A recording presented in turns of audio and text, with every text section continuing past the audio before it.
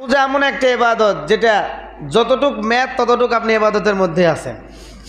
নামাজ 5 ওয়াক্ত আমরা পড়ি, কিন্তু সারাদিন পড়ি না 5 বার পড়ি? 5 বার, ফজরে, জহরে, আসরে, মাগরিবে, এশায়। হজের যে সময় সেই সময় আমরা হজ করতেছি। যাকাত যতটুকু আপনার হয়েছে ততটুকু আপনি দিতে পারতেছেন।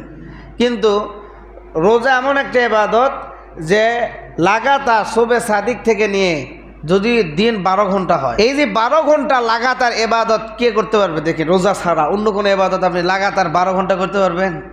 লাগাতার 12 ঘন্টা নামাজে দাঁড়িয়ে থাকতে পারবেন?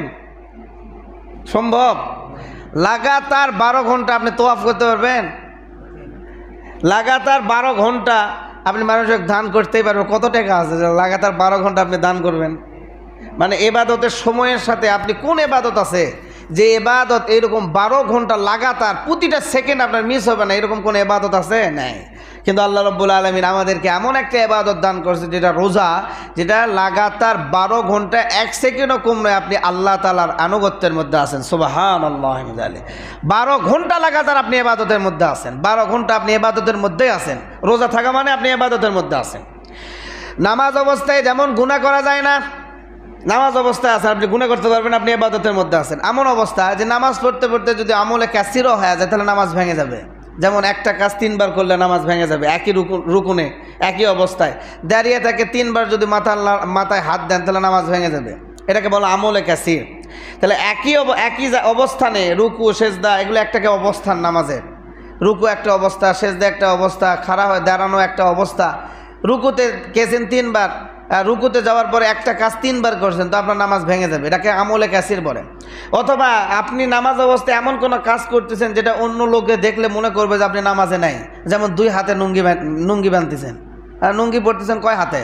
নামাজ পড়তে পড়তে লুঙ্গি খুলে গেছে, আপনি 2 হাতে লুঙ্গি পড়তেছেন, তাহলে অন্য কেউ দেখলে কি মনে করবে? আপনার নামাজে আছেন না, দাঁড়া থেকে লুঙ্গি পড়তেছেন, তাহলে আপনার নামাজ ওটা ভেঙে যাবে। এমন কোনো কাজ করা নামাজ অবস্থায় যেটা দেখলে অন্যজন মনে করবে যে আপনি কিসে নেই? নামাজে নেই, নামাজের বাইরে আছেন, সেটাকে আমলে কাসির বলে। কি বলে? আমলে কাসির। তো নামাজ অবস্থায় আমলে কাসির করলে নামাজ ভেঙে যায়, কথা বললে নামাজ ভেঙে যায়। 19টা নামাজের ভাঙা কারণ আছে, কত কিছু করলে নামাজ ভেঙে যাচ্ছে। তা আপনি এবাদতের মধ্যে যখন আপনি থাকবেন তখন অন্য কিছু করা যায় না, করলে এবাদত নষ্ট হয়ে যায়। তো রোজা আপনি 12 ঘন্টায় আছেন, মানে রোজা 12 ঘন্টা মানে আপনি 12 ঘন্টা লাগাতার আল্লাহ তাআলা ইবাদতের মধ্যে আছেন। সুবহানাল্লাহ। তাহলে এই 12 ঘন্টা কোনো গুনাহ করা যাবে? তো আল্লাহর ইবাদতে আপনি 12 ঘন্টা থাকার পরেও যদি ওই 12 ঘন্টার মধ্যে আবার গুনাহ করেন, তার মানে কি? ইবাদতে থেকেও গুনাহ করা মানে বড় গুনাহগার। ইনি কি গুনাহগার? বড় গুনাহগার। কথা বুঝেননি? এক তো ইবাদত করতেছে না, গুনাহ করতেছে, এরপরে সে গুনাহ করতেছে। আর একটা হচ্ছে ইবাদতের সিল লাগানোর পরে গুনাহ করতেছে। আমি কোনো দল করি না, আমি যদি দলের বিরুদ্ধে কথা বলি তাহলে একরকম খারাপই, কিন্তু আমি দলের লোগো লাগাচ্ছি, এখানে যেই দলে হোক একটা লোগো লাগাচ্ছি, এই লোগো আমার পরিচয় দিচ্ছে যে আমি অমুক দলের কি কর্মী। এই দলের কর্মীর লোগো দিয়ে যদি ওই দলের বিরুদ্ধে বা ওই দলের অন্য কোনো ব্যাপারে যদি আমি কথা বলি, তাহলে এটা কি নাফরমানি হবে না? হ্যাঁ, আর বড় শয়তানি হবে না? হবে না? তো রোজার যাই নেয় সে গুনাহ করতেছে, সে তো এমনিতেই গুনাহগার। কিন্তু একজন রোজা থাকা অবস্থায় যদি গুনাহ করে তাহলে সে লোগো মারার পরে গুনাহ করতেছে, সে আরো বড় গুনাহগার। কারণ সে ইবাদতের মধ্যে আছে। আপনি 12 ঘন্টা ইবাদতের মধ্যে আছেন, আপনি ইবাদতের মধ্যে ডুব দিয়ে আছেন। এই অবস্থায় আপনার সব কিছু আপনার আনুগত্য করতেছে। আপনার চোখ আল্লাহ তাআলা আনুগত্য করতেছে, আপনার কান আল্লাহ তাআলা আনুগত্য করতেছে, আপনার জবান আল্লাহ তাআলা আনুগত্য করতেছে, আপনার হাত আল্লাহ তাআলার আনুগত্য করতেছে, আপনার পা আল্লাহ তাআলার আনুগত্য করতেছে, আপনার শরীর আল্লাহ তাআলার আনুগত্য করতেছে। আপনি শুধু না খেয়ে আছেন দেখে আপনি রোজা আছেন না, আপনার প্রত্যেকটা অঙ্গ প্রত্যঙ্গ এই রোজার সাথে সংযুক্ত থাকার কারণে প্রত্যেকটা অঙ্গ প্রত্যঙ্গ যতক্ষণ পর্যন্ত আপনি ইফতার না করছেন ততক্ষণ পর্যন্ত ইবাদতের মধ্যে আছে। অতএব আপনি রোজা অবস্থায় যদি চোখের গুনাহ করেন তাহলে চোখকে আপনি কষ্ট দিলেন, চোখের উপর জুলুম করলেন। চোখ তখন আপনার নামে নাফরমানির যখন অভিযোগ করবে যে আল্লাহ সব অঙ্গ ঠিক হয়ে রোজা রাখলো, কিন্তু আমি কি অপরাধ করলাম যে আমার রোজা ভেঙে দিল? হাত তখন বলবে আল্লাহ সব অঙ্গ ঠিক থাকলো, সবার রোজা ঠিক থাকলো, আমি হাত কি দোষ করলাম যে আমার রোজা সে নষ্ট করে দিল, আমার ইবাদত ভেঙে দিল? আমিও চাইতাম যে সকাল থেকে সন্ধ্যা পর্যন্ত আপনার আনুগত্য করি, কিন্তু আপনার বান্দা হাত দিয়ে গুনাহ করলো, হাত দিয়ে গুনাহ করতেছে, রোজা থেকে গুনাহ হচ্ছে না? ওজনে কম দিচ্ছেন, গুনাহ হচ্ছে না? মানুষের ক্ষতি করতেছেন, গুনাহ হচ্ছে না? হ্যাঁ, আপনি জমিতে দেয় মানুষের আল কাটতেছেন কোদাল দিয়ে প্যাক প্যাক করে, যতটুকু কাটা দরকার তার থেকে বেশি কেটে ফেল দিচ্ছেন, গুনাহ হচ্ছে না?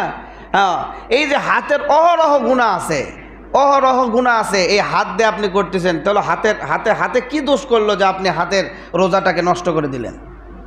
পা দিয়ে আপনি খারাপ জায়গায় যাইতেছেন রোজা থাকা অবস্থায়, তাহলে পা আপনার নামে অভিযোগ করবে না যে শরীরের সব রোজা ঠিক রাখলো, আমি পা কি দোষ করলাম যে আমার রোজা সে ভেঙে দিল? কান আপনি সব রোজা রাখলেন, কানকে সব কিছু অঙ্গ ঠিক রাখলেন, আবার রোজা অবস্থায় হেডফোন দিয়ে আপনি গান শুনতেছেন, তাহলে কান কি দোষ করলো? কান বলবে যে সব অঙ্গ ঠিক থাকলো, এই 12 ঘন্টা সব অঙ্গর রোজা পালন হলো, কিন্তু আমি কান কি দোষ করলাম যে আমার রোজাটাকে সে নষ্ট করে দিল? এই জন্য ভাই মহতারাম দোস্তার বুজুর্গ, রোজা এমন একটা ইবাদত যে ইবাদত আপনি লাগাতার কোনো সেকেন্ড ছাড়া লাগাতার আপনি আনুগত্যের মধ্যে থাকতে পারেন, সে একটা ইবাদত হচ্ছে রোজা, যে আপনি 12 ঘন্টা লাগাতার আল্লাহ তাআলা ইবাদতের মধ্যে আছেন।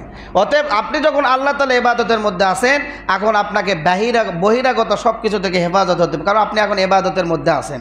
আপনি এখন একজনের আন্ডারে আছেন, চলে গেছেন, আপনার শরীরটাকে দিয়ে দিয়েছেন তার আন্ডারে, তার আনুগত্যের মধ্যে আছে, এখন এই শরীর দিয়ে অন্য কারো কোনো কিছু করা যাবে না।